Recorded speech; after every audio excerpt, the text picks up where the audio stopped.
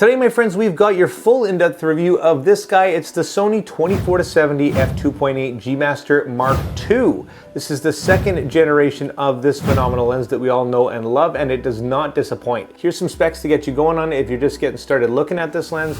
And my name's Stefan Malloch. I do a ton of these type of videos, so if it does help you out and you enjoy it, consider hitting that like and subscribe button and join the community. So let's dive into our review here. Who do I recommend this for? This is definitely a professional's lens. It comes in at an eye-watering price, and it has the performance to match, luckily.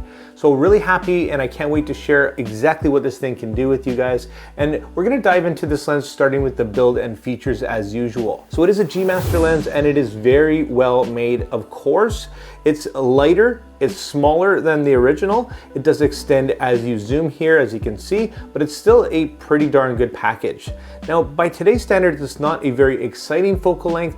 There is a lot more lenses with a lot more capabilities, but this thing, for what it does and what it is just amazing. It's the same weather sealed, rugged construction that you're used to. It does feel a little bit different from the original, maybe not quite as hefty. Well, it is lighter, but it's definitely got more packed into it. Like you saw, it does extend as you zoom a little bit here, and the throw is actually really nice. It's actually adjustable, and you can choose from either smooth or a tight feel. Tight is really gonna just put it there and it's gonna stay where you leave it, where the smooth setting is more of just a really quick throw there, and it definitely may creep on you if you're moving around with it pointing down. As far as the manual focus ring is concerned, it feels very nice, it's responsive, and we'll get into more of the performance of that in the performance section. So it also has not one, but two customizable focus hold buttons, as well as an automatic manual focus switch here, which is really nice. And it does have another feature over the original as well, and that's the iris lock here, and that's going to be for your aperture ring here. So video shooters, this is going to be great for you.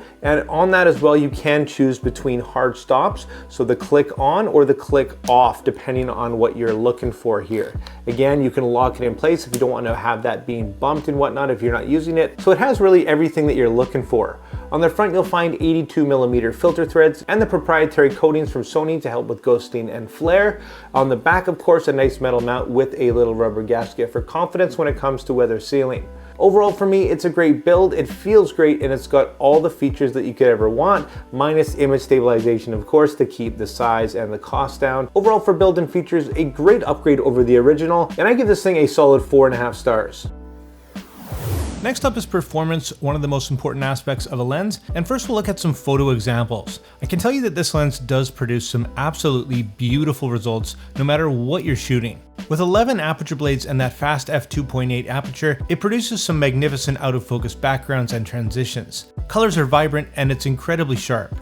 I mentioned that it's not the most exciting focal length these days, but for a classic standard zoom lens, this 24-70 won't let you down in most average shooting situations. 70mm is a nice focal length for portraits and will give you some decent compression, where 24mm is wide enough to get things like landscapes and even some indoor shots if need be. I hope you like my photo examples, and if you've gotten this far, consider hitting that like and subscribe button. We will do a deep dive into the sharpness and optics of this lens later, but for now let's have a look at its impressive minimum focus distance, which is an upgrade over the original G Master. On the wide end, you can get as close as 8.2 inches to your subject, and this lets you get really up close and personal, and this is kind of what you're looking at here. On the telephoto side of things, you're looking at just under a foot, which is still completely respectable. For me, a close minimum focus distance really adds to the versatility of a lens.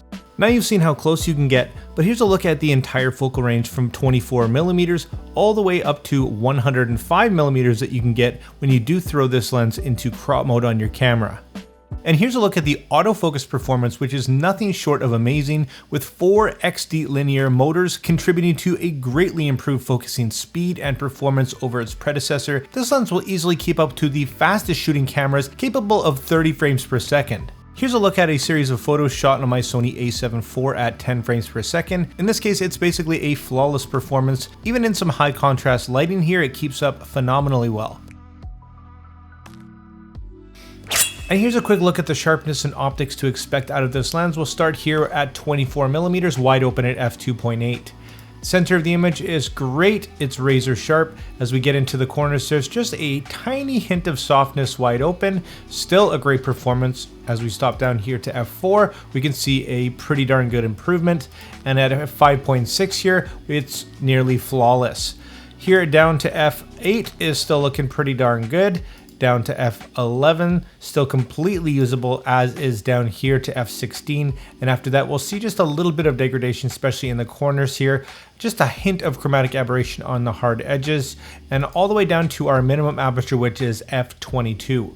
Overall, at 24mm, a great performance, and you might notice a little bit of a shadow here. That's because my lighting is just directly behind my camera and above a bit, and that was my only option as I had to get so close to my test chart here at 24mm. Here we are at 70mm here. This is wide open at F2.8, center of the image. Once again, great, even sharper than 24 as we get into the corners. Just a phenomenal performance, almost flawless. Just the tiniest bit of chromatic aberration on the hard edges once again here.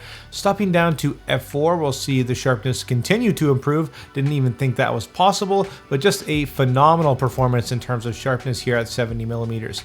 Here we are at F5.6. down to F8, and once again down to F11, still looking incredible, down to F16, and yes, completely usable still, all the way down to F22. We'll start to see just a little bit of softness and haziness start to creep in. Overall at 70mm and the lens in general in terms of sharpness, just a phenomenal performance. And that's really the consensus of this lens overall. An incredible lens and an incredible performer, and I give it a very rare 5 stars. Finally, let's touch on the value of this lens and look at a few comparables. Now, coming in at $2,300 US, this lens is definitely not cheap, and it's going to be reserved for probably people with absolutely no budget or the utmost professional. You can pick up the bigger and heavier Mark 1 G Master for a considerable savings these days. There's no shortage of other budget options as well, like the Sigma 24-70 DGD and Art, and the well-loved 28-75 F2.8 G2 or G1 from Tamron. There are a few others available, so there's no shortage, but if you're looking for the best performance out there hands down, well, this is going to be your lens. It's going to come with the standard 1-year Sony warranty, and traditionally G Masters hold their value quite well over time. Overall for value, I give this lens 4 stars. So wrapping it up, my friends, should you buy this lens? Well, that's going to be up to you and your shooting needs. As always, here's my personal pros and cons for this lens. Again, it is expensive, but you always get what you pay for, and if you ask me, picking up a Sony G Master is never a bad idea. If you're a subscriber, you also know that I like to rate things on a scale from never think about again to consider to definitely buy. And in this case, if you do have the budget or you're looking for the best performance out there, well then I would strongly recommend this lens to you. So there's my thoughts on the Sony 24-70 G Master Mark II here. Loving this thing, and of course I would recommend it to you. It is an absolute beast of a lens, expensive but great performing if that's what you're into. Thanks so much for watching the video, guys. If you did like it, make sure you hit that like and subscribe button. If you did want to pick this lens up, I will drop affiliate links down below for you. And like always, make mistakes, be yourself, and get out there and take some more pictures. See you next time.